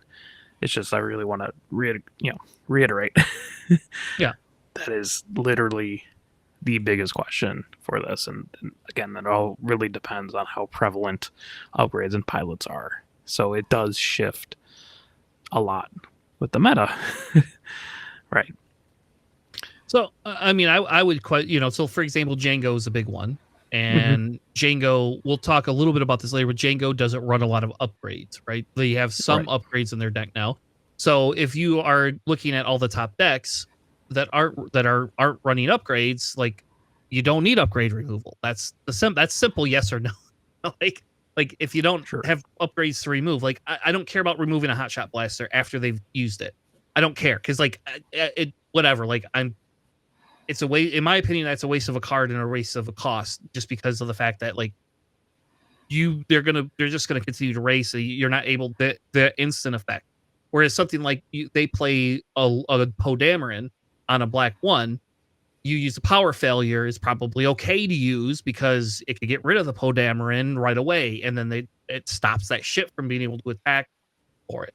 And so like we don't have outside of a few upgrades, there's not a lot of upgrades that give ambush to it or allow it to take an action to attack with. That's why Kaz is the first thing that we've seen that allows action cheating that we had not seen as much before in the game. And so I don't know. I think I just went on a tangent and I think I just lost my place. Yeah, I think we're both like emphasizing the kind of same thing. Yeah, like if the decks that you consistently see run upgrades, like you're saying, like Hotshot Blaster, like I don't really care. Like if they put a snapshot reflexes on something, like okay, that sucks. I have to hit it for one more, right? But if it's like, oh, they have like the super heavy ion cannon strategy thing going on, and they're just wiping my board and doing a whole ton of indirect damage. If that's like super prevalent in the meta, it's like, well, maybe you have to run main deck some upgrades, right? Because there's like 3 different tiers of it. Like if you want a main deck upgrade hate, if you want a sideboard upgrade hate, or if you just don't care. Yep, and I think that like the nuance in that is the very important part. Yeah, and I think that's kind of like one of the questions I'm asking is like, so for example, Fang Fighter is a dual target, right? It costs 3 though. So is that 3 resources worth putting a unit on the board and stripping an upgrade? Would you play Fang Fighter if by chance they weren't running any upgrades? No, because there's other 3/2 or there's other ships out there that you could play. If there's a chance that upgrades are going to be a thing, would I rather have Fang Fighter over Confiscate? There you go. Let's answer that question first, because Fang Fighter is available only in the red suite. Confiscate's available in every suite, and there's a huge cost difference. Your cost of 1 versus a cost of 3, but you're also burning a card, right? And I think people miss that. Is like, okay. And I guess I'm going to go on a small tangent with my Vader deck, just again. But like in my Vader deck, I play very low to the ground. You know what happens when I run out of cards? I'm resourcing things I don't want to resource. Like if I play 3 cards in a turn, that next turn I've got 1 card in hand, right? Like I'm now strapped to what I have. And so that's the question that you have to ask yourself. So let's answer the question. Would you rather run Fang Fighter over Confiscate? Would you rather have a unit that does what you need it to do over a spell? I guess I hate using that word, but that's what it is. It's a spell that does it for you. It's a magic thing. It's an event. It's a spell. I know. We're gonna mix and match terms here, but anyway, whatever. Like, so what's the difference? So JJ, you stated earlier you believe like Confiscate's a great card. You've had 3 in every deck. Do you feel and that 1 cost and burning that card is worth getting rid of the 1 upgrade over being able to play Fang Fighter the next turn and having a unit on the board that does the same thing? So it depends, right? Because it largely depends on your on what your deck is trying to accomplish, right? If you're trying to, let's say, play a ramp deck, right, where you're trying to have your super laser attacks and have your resupplies on there early on, right? You're not probably going to stop to play a Fang Fighter early on, right? Because that's consuming the amount of resources that you need in order for you to get that ramp out on the board, right? However, if you're around 4 resources and you're not wanting to really play a unit, you can still play a super laser tech and a Confiscate at that price, right? Because you're paying 1. If you're playing a deck that's more low to the ground, cheaper costed units, you're probably going to take that Fang Fighter, right? Because even if you're not using it to remove a an upgrade, that's still a 3/2 unit that your opponent now has to deal with out on the space side there. And if you happen to remove an upgrade, then it's an added bonus. But if it's the only card that you can play and you're trying to keep up tempo and put pressure on your opponent, in that particular case, the Fang Fighter definitely is going to be a lot better for your deck. In order for you to have a presence on the board, then and especially if your opponent has nothing on that side, and you can go in and start putting in damage onto your opponent's base. So really, it does come down to what your deck wants to do, and you kind of make your decision from there. If you're still not sure at that point, you know what you want to do. Sideboarding is always definitely a better option. You know, a lot of these upgrades don't have to be main decked. You can decide to put it in later if you feel like you're facing off against a list that likes to do that kind of thing. I know that for me, I know I used to run confiscates and Fang Fighters all the time when I was facing off against boss, because I need to get rid of those top targets, or some of the upgrades like the perilous positions and stuff. To make sure that my units aren't affected by it, you know, and those definitely came in handy in those cases. But when I'm facing off against a Sabine deck, unless they had a Dark Saber, which in most cases I'll probably just kill Sabine outright, I didn't have much value for those units or for those particular cards. So yeah, it depends. So okay. So fair enough, I guess. And I guess if we go back to that piece though, right? Like there are people that believe we shouldn't be running upgrade 8 unless you're running like a control deck, right? Like if you're running an all, and I think I want to move apart from like this hard control discussion, right? Because like if you're on the spectrum pieces, like right, if you're running an all extreme aggro deck, are you running any upgrade hate? Probably not. You're probably just trying to kill their board because you're the beatdown every time. And if you're a hard control deck, you're always a control. Like you're never a beatdown. Like I don't think, you're never a beatdown. Like you just have two control decks just playing with each other in the middle of nowhere. But that's so the majority of decks don't fall into that instant. So I want to curate the conversation and move it back towards that center of, is that cost really beneficial? Like I don't know. Like to me, you playing a card cost, like you're taking up a valued slot. So you have 50 cards. If you take up 3 slots with Confiscate, are you like really getting anything out of it? And I don't know the answer to this. This is why we're having this segment, is I want to talk through this, because like I have recently gone away from upgrade hate for the most part in most of my build outside of Palpatine. But again, Palpatine 90% of the time is a control deck, right? Like it's not a beatdown deck. So really, like in your mid range and in your aggro decks, do you ever want to run upgrade hate, or are you looking more to being able to trade unit for unit? Alex, what do you think? Actually, in the case of like Fang Fighter versus Confiscate, I think I'd rather have the Fang Fighters by and large, which feels kind of strange.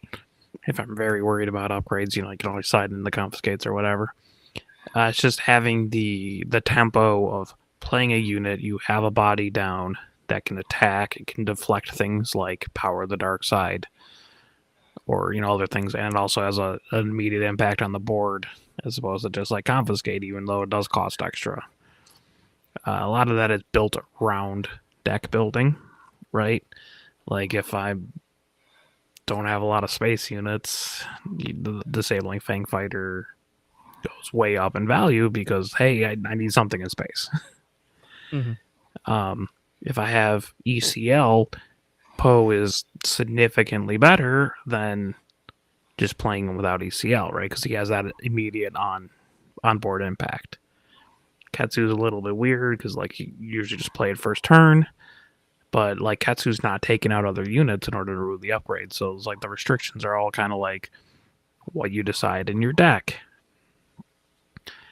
So, like, you know, it's very, you know, some cases, right? I'd rather have by and large, I'd rather have the Fang Fighter, the disabling Fang Fighter, or Confiscate.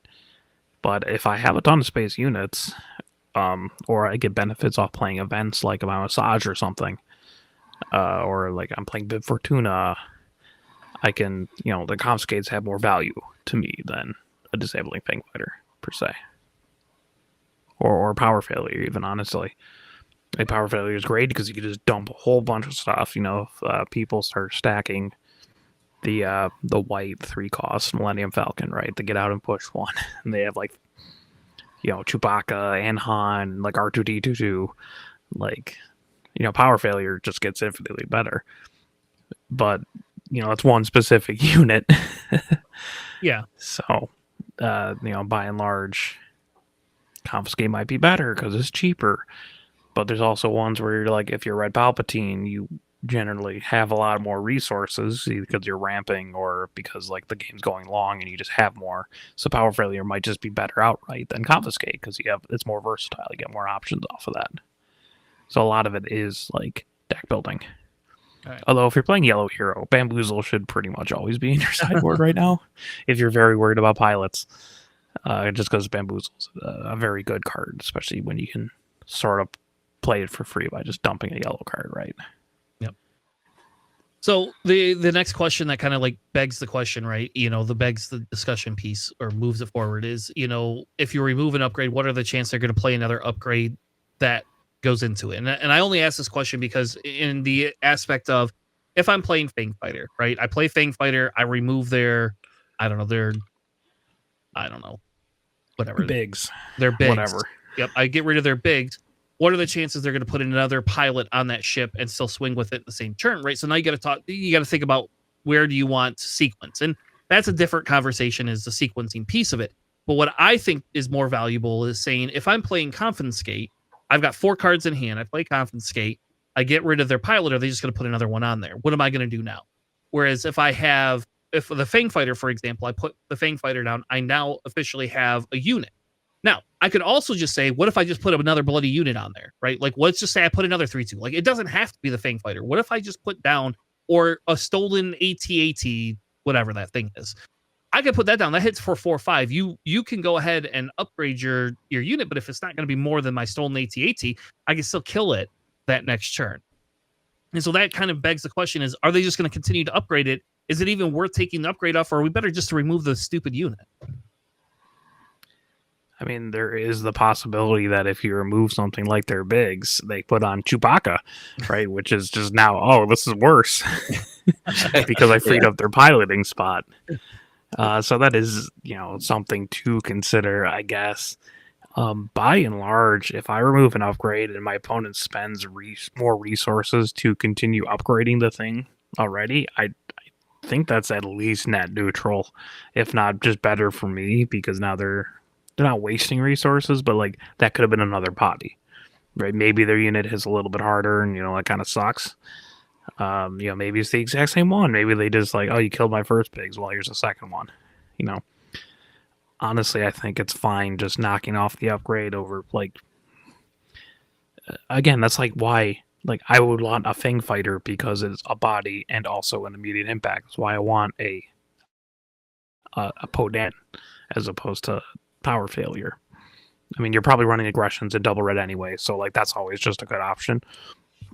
But like, I'm not gonna run evidence of the crime in blue, right? Like, it's cool. I can take control of one of their upgrades, or I can play like, a kill event, right? No gloriole results, right? Like, is it worth, hey, I remove their upgrade, or I remove their unit, which also by proxy removes the upgrade. So yeah. I think by and large, if you're doing a tempo play like playing a disabling Fang Fighter, like doing indirect damage with the Legion General Pride, right, by hitting their base with Katsu, I think it's just, if they're spending more resources to put another upgrade on there, that's fine with me.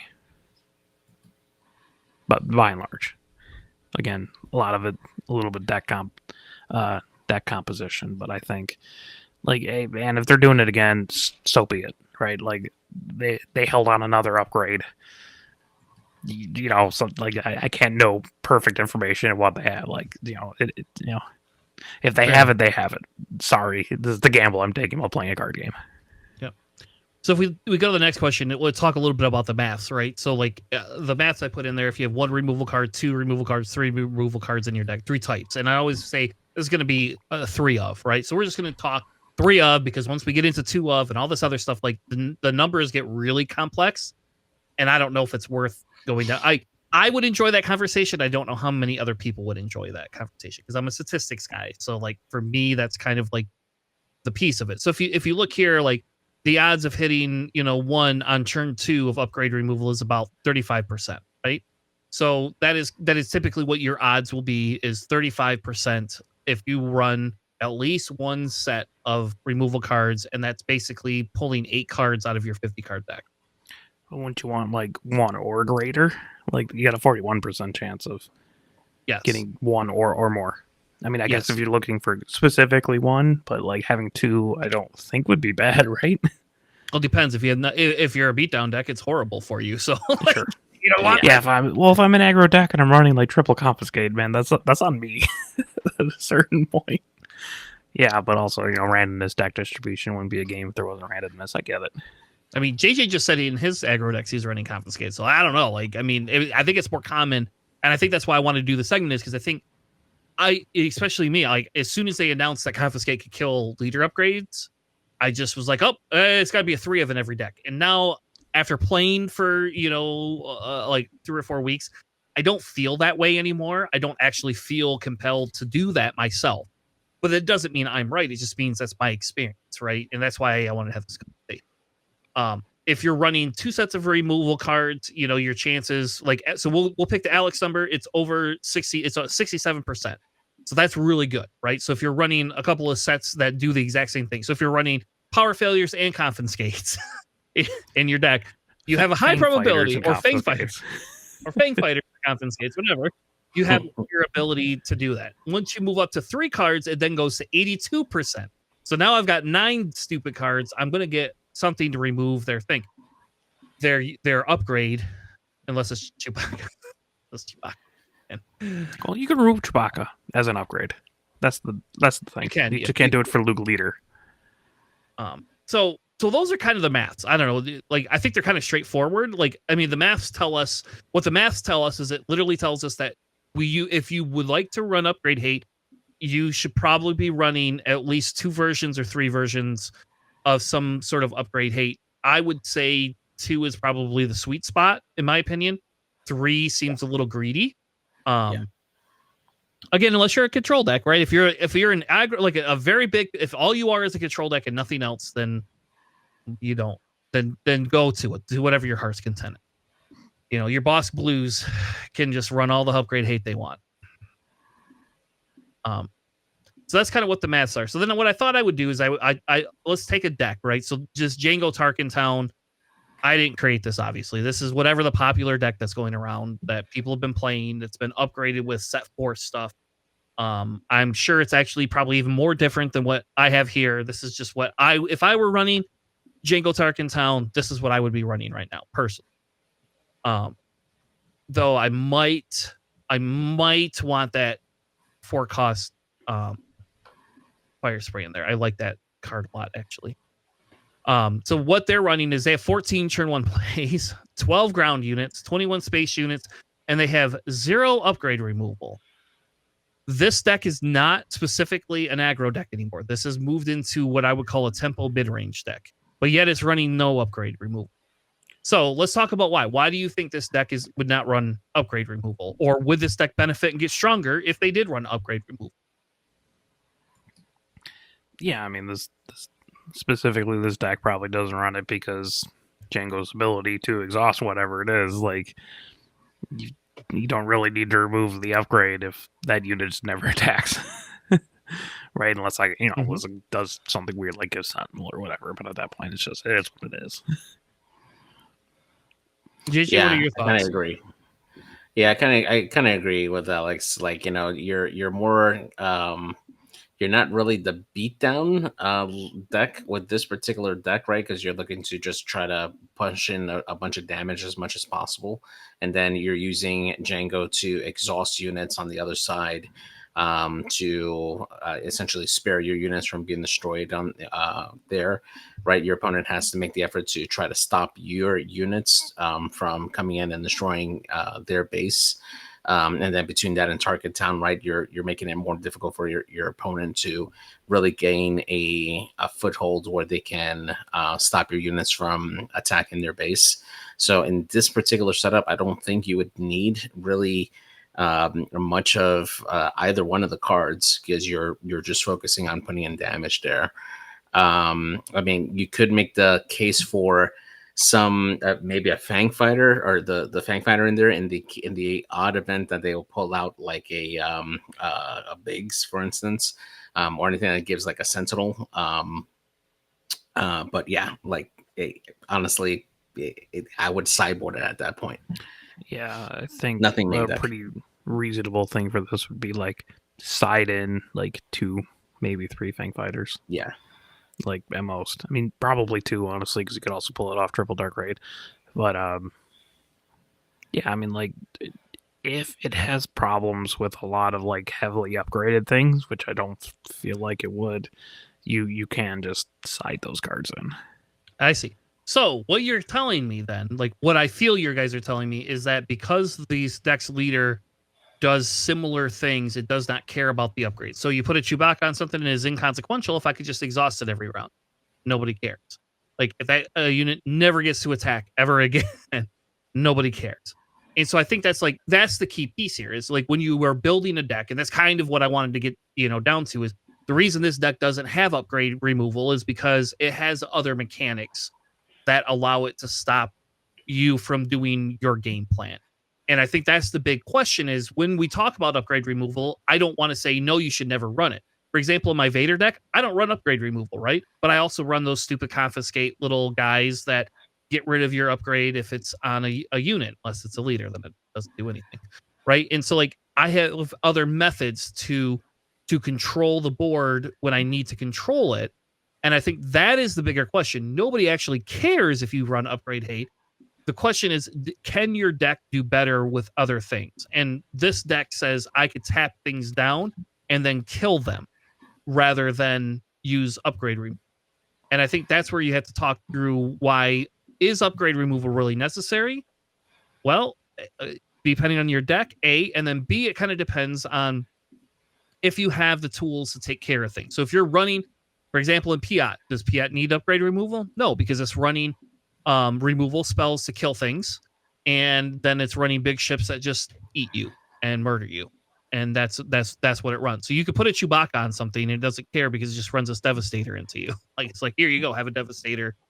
Have a planetary bombardment where I can kill it myself, and I guess you could put it at one. I guess you can't kill it, but you Turbo laser salvo will. Yeah, there you go. Turbo laser salvo. I don't have any of those cards, so I love them. They're so cool.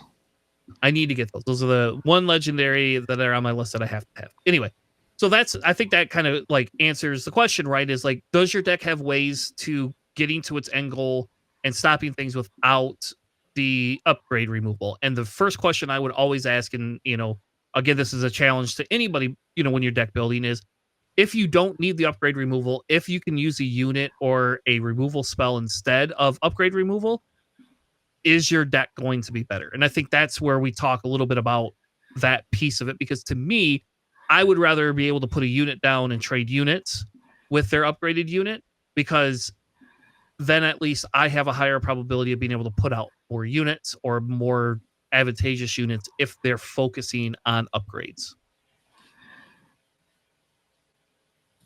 Anybody have any last thoughts before we wrap it up? No. No, I mean, it was a pretty thorough discussion, I believe. Good. I like it when Alex tells me I'm thorough. I like it. I like it when we have a good segment. And if Alex approves, then we know Tanner did a good job this week. Too bad he missed that Frisk. I did miss Frisk, though. You're right. I missed Frisk. I missed what the other one was, too. Hondo and all that. It's whatever. You can't get them all, right? It's not like Pokemon. So. All right. Well, that was our training segment for this week. Thank you all so much for joining us. Remember to like and subscribe, specifically to subscribe. We are going to be doing a raffle for some of these in the next week. I have to figure out how to do the raffle again because I did not take notes when I did the Vader raffle. And I need to go back through and figure out how I'm going to do that. But we will do a raffle next week and we'll post like a video and all that fun jazz. With that being said, thank you all. Have a good night, and we'll see you on the flippity flop. Have a good night, everybody. Yeah, thanks for listening.